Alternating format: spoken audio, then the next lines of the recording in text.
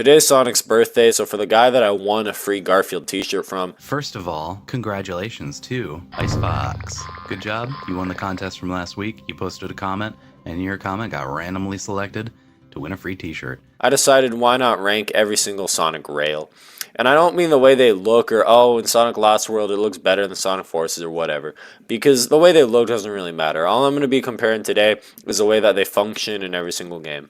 Last place is going to need to be Sonic Heroes, because the way it works is just horrible. If you hop on a rail normally, you're basically going to have no momentum whatsoever, and the only way you can get it up is by pressing the B button every second.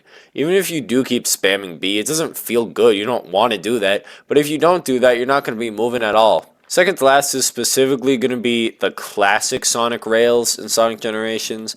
The thing with these is that they only actually show up in one level, but because classic Sonic's physics are weird, the physics on this are pretty weird too. After that is going to be a tie between Sonic 06 and Sonic Lost World. The way it works in both these games is that you always go at the same speed no matter what you do. You can jump off, but it's not like it's going to make you faster or slower. It's even worse in Lost World, because there's a whole level that's trying to be a Donkey Kong Country minecart ride, but the problem is that you can't actually switch rails normally. You gotta jump off and then move over. They literally fixed it in Sonic Heroes, even though their rails were horrible, they still had normal rail swapping, and then they got rid of it again.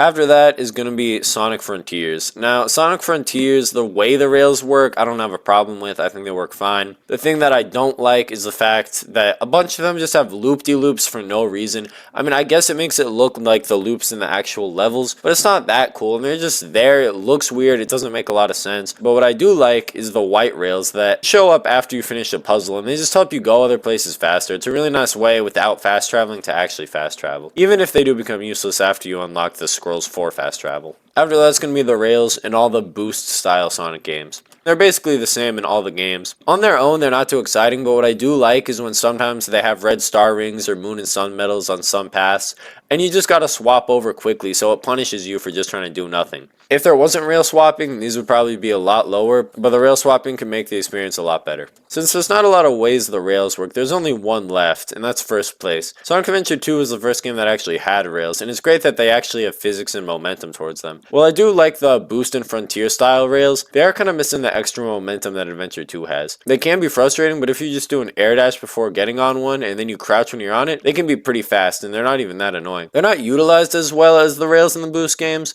but on their own, I think they're probably the best.